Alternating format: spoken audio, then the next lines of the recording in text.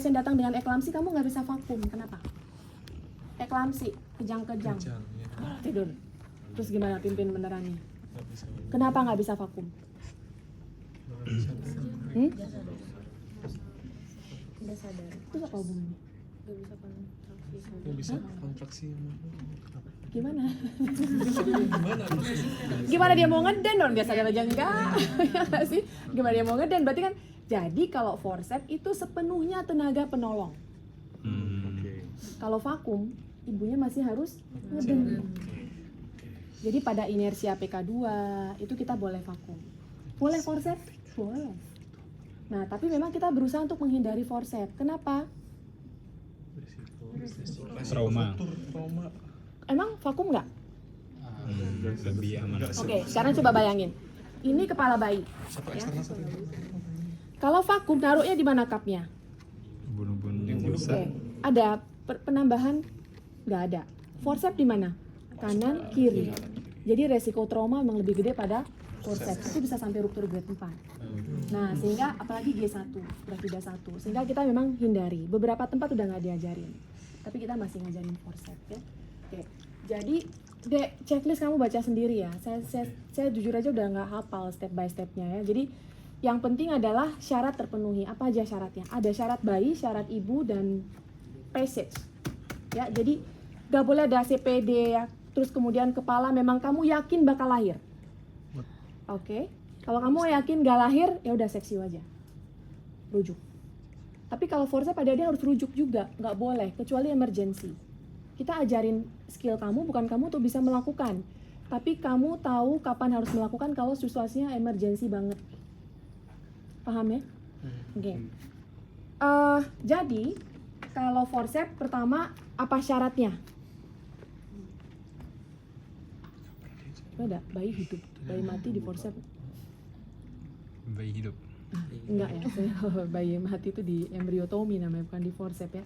Oke, nah sekarang ibu apa? Kalau dari bayinya sendiri pembukaan sudah lengkap, ketuban sudah pecah, kepala sudah di horse 3-4. Oke? Nah, terus gawat janin, apakah harus forceps? Boleh nggak gawat janin di vakum? Boleh kalau masih bisa start. Evidence base-nya nggak berbeda bermakna, jadi boleh. Ya, yang nggak boleh di yang nggak bisa di vakum tuh pokoknya pasien nggak boleh ngeden aja, jangan di vakum. Oke? Nah, sekarang kita lihat, jangan forceps itu kita juga pakai pada seksio cesarean. Ngelahirin kepala pada saat seksio, kalau kepala masih tinggi kita bisa pakai forceps. Kita juga bisa pakai vakum, ya. Oke. Nah, forceps itu jangan pernah kamu ngambil satu-satu langsung kayak gini. Bingung, coba pasang. Siapa? Dek. Coba nih. Flo. Saya di Florence ya. Yuk.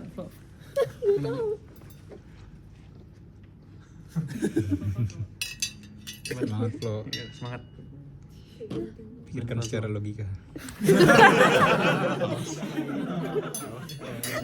Itu otak lu keluar ya. Otak lu bunyi. Kanan mana, kiri mana, Flo? Ayo. Gini. Kenapa tadi? Hah? Belum kayak tadi. Pikirkan secara logika. Coba kanan mana, bingung kan? Kanan mana, kiri mana. Jadi sehingga gimana pun orang naruhnya selalu ambil pasangkan dulu. Tuh, saya aja bingung. Nah, selalu pasangkan dulu. Nah, kalau udah dipasangkan begini kita tahu mana yang kanan, mana yang kiri. Kalau kayak gini berarti prekonstruksi bagaimana forceps akan dipasang. Ya, nanti kan nariknya gimana sih, kan seperti ini. Nariknya. Nah, bagaimana forceps akan dipasang? Oke, pasangnya sebelah mana dulu? Kiri mana? Kiri kita, kiri penolong, kiri penolong. Sebelah sini apa sebelah sini? Kiri maternal. Kiri ibu. Jadi forceps kiri akan saya pasang terlebih dahulu. Ini kalau Tangan kiri kita Nah, ini udah memenuhi syarat ya untuk forceps ya. Siapin alat, siapin diri, APD segala macam. Kemudian partusetnya udah lengkap. Kalau gawat janin mungkin perlu resusitasi neonatus, ya itu semua sudah disiapin. Oke. Lalu kemudian kita udah pakai apron, sudah inform consent, kita akan melakukan forceps, kita sudah memberitahukan resikonya apa ke pasiennya, robekan jalan lahir terutama cedera bayi. Bisa nggak? Wajah. Iya, wajah mungkin ya. Nah, kemudian kita akan melakukan pemasangan forceps. Jadi kalaupun gimana pun pasang dulu rekonstruksi bagaimana forceps akan dipasang seperti ini ya. Lalu saya akan memasang forceps kiri terlebih dahulu.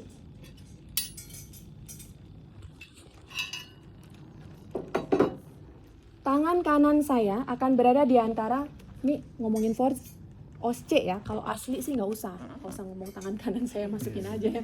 Nah, jadi tangan kanannya akan berada di antara kepala bayi dan vagina sebelah kiri, ya, seperti ini.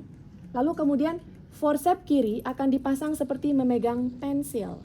Kemudian di sebelah kanan ibu, masuk seperti ini, jadi nggak boleh masang kayak gini. Naik nanti bayinya. Ya, nah kita boleh minta tolong asisten untuk menahan supaya bayinya nggak naik lagi ke atas. Biasanya sih kalau udah engage nggak perlu ya. Nah kemudian tangan kanan di sini, lalu kita kasih lubrikasi dulu, ya, kasih jelly. Kemudian tangan kanan taruh sini, lalu kemudian kita pasang dari sini. Nah pasang di sebelah kiri, ya. Jempol yang membantu meletakkan forceps pas di telinga bayi. Masukkan seperti ini. Oke, minta asisten pegang. Siapa?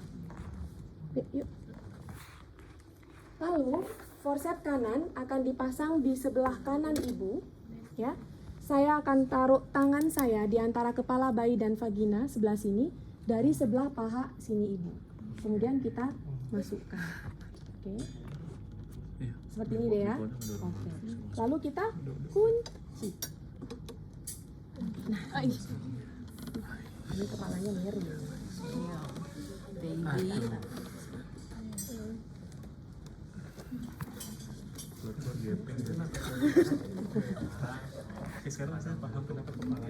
Nah, ya. Oke. Lalu kemudian coba bacain ke saya syarat kita tahu bahwa kita masanya udah benar. 1. Sutura sagittalis tegak lurus dengan forceps. Terus jaraknya dari sini tidak lebih dari 1 buku jari, ya. Nah, ini tegak lurus. Ini kan sutura sagittalis. Sama ini tegak lurus, berarti masanya udah benar. Jatuhnya kalau kita lihat tuh di sininya baik. Oke. Lalu kemudian sebelum kita tarik, ya, di awal tadi kandung kencing sudah harus dikosongkan, ya. Terus septik dan antiseptik juga harus dikerjakan sebelum kita masukkan forceps, ya. Sorry tadi saya lupa. Nah, sebelum kita tarik, kemudian kita cek dulu, kita pegang sebelah sini, kita cek. Kemudian kita cek di sini. Ada yang terjepit apa enggak? Oh, lehernya. Vaginanya. Jangan sampai dinding vaginanya terjepit. Oke.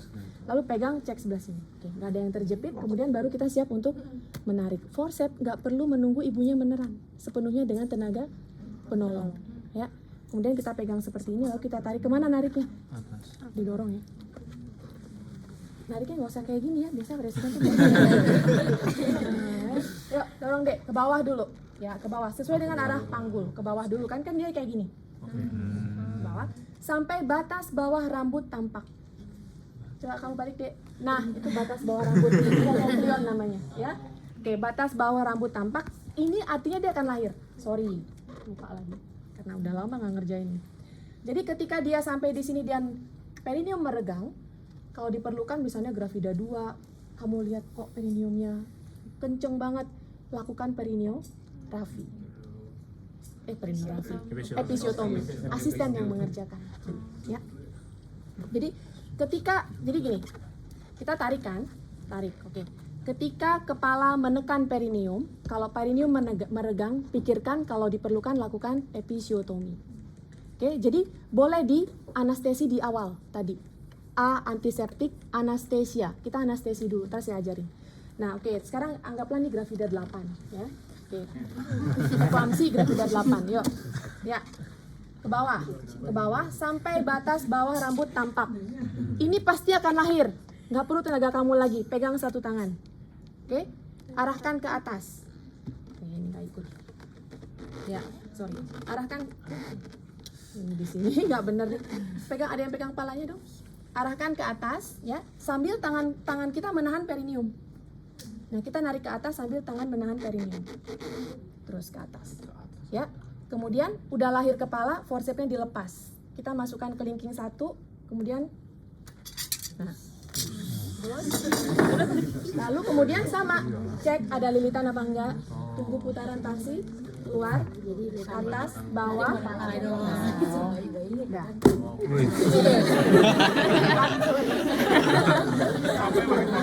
Ya, oke, cukup.